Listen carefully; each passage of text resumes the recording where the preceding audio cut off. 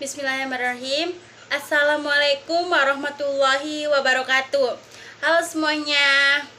Perkenalkan, nama saya Mira Asmara, kelas 1A, Fakultas Agama Islam, Prodi Pendidikan Islam Anak Usia Dini.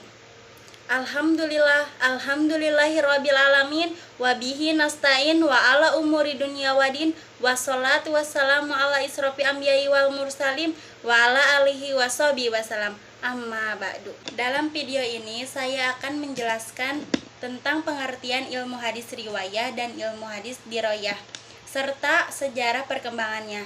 Nah, sebelumnya saya ingin tahu apa itu ilmu hadis. Ilmu hadis adalah kaidah-kaidah yang mengetahui keadaan perawi dan marwi. Apa itu perawi? Perawi adalah orang-orang yang menyampaikan, menerima, dan membawa berita Nabi Muhammad SAW. Marwi adalah redaksi atau isi berita yang diriwayatkan sehingga dapat disimpulkan menjadi ilmu hadis yang menjelaskan tentang keadaan perawi yang meriwayatkan dan apa yang diriwayatkan, atau bisa disebut juga dengan istilah matan.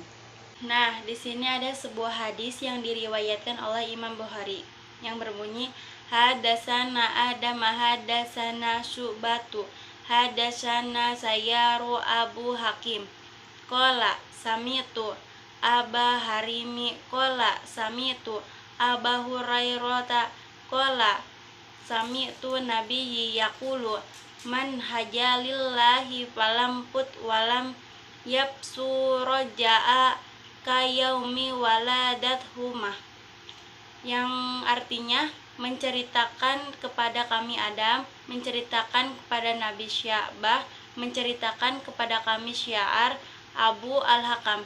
Ia berkata, aku mendengar Abu Hajim berkata, saya mendengar Abu Hurairah berkata, saya mendengar Nabi Muhammad SAW bersabda, barang siapa yang berhaji karena Allah, kemudian ia tidak berbuat jima dan tidak berbuat ketaksikan, maka ia pulang dalam keadaan seperti hari ketika ibunya melahirkan.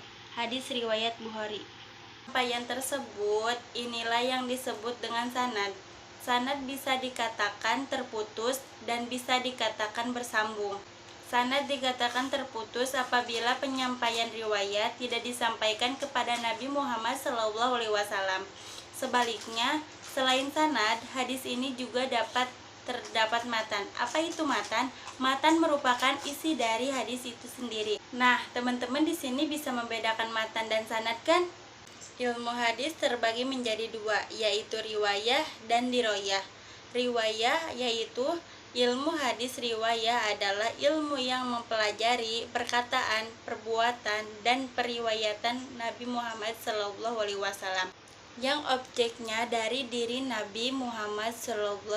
Sedangkan diroyah atau ilmu yang mempelajari tentang syarat-syarat, macam-macam hukum-hukum dari hadis tersebut. Contoh syarat-syarat yaitu metode apa yang dipakai periwayat dalam meriwayatkan hadis tersebut. Nah, contoh macam-macam, apakah hadis tersebut bersambung, apa hadis itu terputus. Contoh hukum-hukum, apa hadis itu ditolak, apa hadis itu diterima. Dapat disimpulkan ilmu hadis riwayah dan ilmu hadis diroyah satu ketentuan yang tidak dapat dipisahkan. Nah, sekarang perkembangan hadis riwayah dan hadis diroyah. Riwayah pada periode Nabi Muhammad SAW, ilmu hadis riwayah ditandai dengan adanya 1. Karangan menulis hadis. 2. Boleh dan tidak menulis hadis ini bersifat kondisional.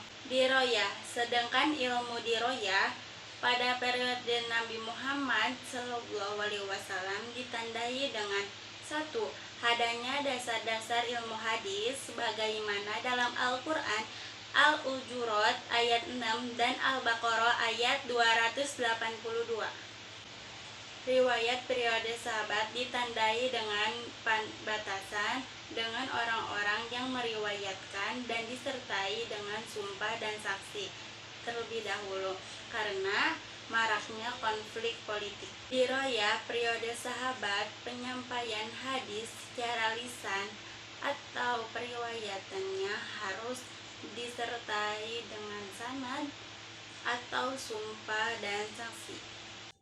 Riwayah pada periode tabi'in mulai dibekukannya hadis-hadis atas instruksi Umar bin Abdul Aziz kepada Ibnu Syihab Az-Zuhri, sehingga muncul model-model kitab hadis, yaitu ada 3. Yang pertama Muwatta, yang kedua Musnad, yang ketiga Musnad. Yang Muwatta dan Musnad adalah berdasarkan tema atau per bab, seperti bab zina, bab zakat, dan lain-lain. Sedangkan Musnad berdasarkan periwayatan. Diroyah pada periode tabi'in ditandai dengan penulisan ilmu hadis bergabung dengan fikih dan usul fikih, seperti Kitab Al-Um dan Kitab Al-Risalah karya Imam Syafi'i. Riwayah pada periode tabi'in masa keemasan ilmu hadis, dikarenakan adanya komplikasi dan dipisahkannya hadis sahih dan tidak sahih. Cukup sekian yang saya dapat sampaikan, kurang lebihnya mohon maaf. Wassalamualaikum warahmatullahi wabarakatuh.